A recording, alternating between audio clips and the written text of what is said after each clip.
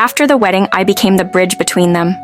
Daniel and I visited the hospital every day, and though my sister grew weaker, her spirit remained strong. I saw how he cared for her, how he held her hand, whispered stories of the life they would build once she was well. The doctors were hopeful. Her condition was improving, slowly but surely. And yet, there was an unspoken fear hanging over all of us. What if she never got to wear her wedding dress and walk down the aisle herself? One evening, as I sat by her bedside, adjusting the folds of the wedding dress I had left draped over a chair, she reached for my hand. "I need you to promise me something," she said, her voice barely above a whisper. "Anything. If I don't make it, I want you to take care of him." I froze. "Don't talk like that. You're getting better." She smiled, weak but knowing. "Just promise me." I didn't want to, but I saw the plea in her eyes, and so I whispered, "I promise." She squeezed my hand before closing her eyes, and I sat there, wondering if I had just made a promise that would change everything. The days blurred into weeks. My sister's condition remained unpredictable. Some mornings, she woke up full of energy, laughing at Daniel's bad jokes. Other days, she was too weak to lift her head, her eyes heavy with exhaustion. We all clung to hope, believing she would recover, believing she would walk out of that hospital and start her new life with Daniel. But fate had other plans. One night, just as visiting hours ended, I lingered by her bedside, reluctant to leave. Her fingers curled weakly around mine, her breathing slow. Daniel stood by the window, staring out into the dark sky, his shoulders tense. "I feel different today," she murmured. A cold shiver ran through me. "Different how?" She turned her head slightly, her once bright eyes now distant, as if she saw something I couldn't. "Like I'm being called somewhere else." "No." I gripped her hand tighter, shaking my head. "Don't say that." Daniel turned, his eyes reflecting the same fear I felt. He crossed the room in 2 steps and knelt by her side. "You're staying right here with us," he said firmly, pressing a kiss to her hand. "You promised we'd grow old together." A tired smile touched her lips. "I promised I'd love you forever. I never said where forever would be." Tears burned the back of my eyes. I wanted to scream, to fight, to demand that she stay. But deep down, I knew. I saw it in the way her body had given up, even though her heart still clung to love. That night, she slipped away. Peacefully, quietly, while I held her hand and Daniel whispered, "I love you," against her forehead. I didn't know what broke me more, the silence that followed her last breath or the way Daniel crumpled beside her, his sobs shaking the entire room. The funeral was a blur. People spoke about her kindness, her laughter, the love she had left behind. But the love she left behind was also the one that haunted me the most. Daniel. He changed after she was gone. He moved through life as if he were only half alive, going through the motions, but never fully present.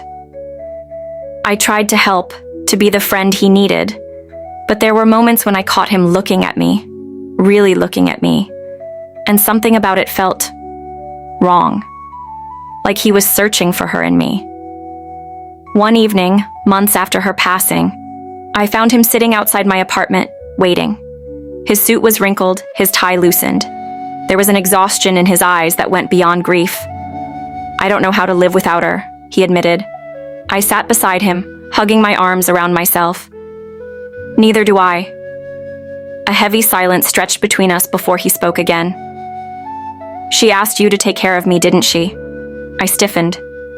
"How did you—" "She told me," he said quietly, "the night before she passed." I swallowed hard, the memory of her voice ringing in my mind.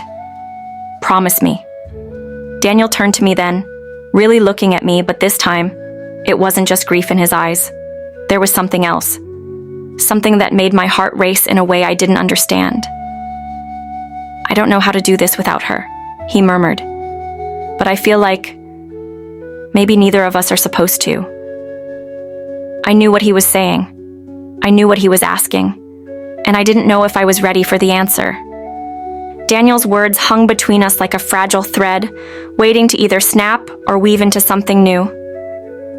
My heart pounded as I looked at him, really looked at him, this man who had loved my sister with everything he had, the man I had once stood in for on her wedding day. A part of me wanted to run, to pretend I didn't understand what he was saying. But another part, the part that had spent months mourning with him, comforting him, holding his hand through the worst of it, knew the truth. We were bound together by grief, by love, by the aching absence of the person we both lost. "I don't know how to do this without her," he murmured again. Tears welled in my eyes. Neither do I. And yet somehow we did. At first it was small things, checking in on each other, sharing meals, remembering her together. We laughed about the little things she used to say, the way she always left notes in unexpected places, the way she believed in love like it was the most powerful force in the world. Over time, the grief didn't disappear, but it softened, like an old scar that still ached but no longer bled. And in that space, something new began to bloom. Daniel and I never planned to fall in love. We never intended for the lines between past and present to blur. But love has a way of finding its own path, even in the most unexpected places. I fought it at first. "How can this be right?" I whispered one evening as we sat on a park bench, watching the sunset.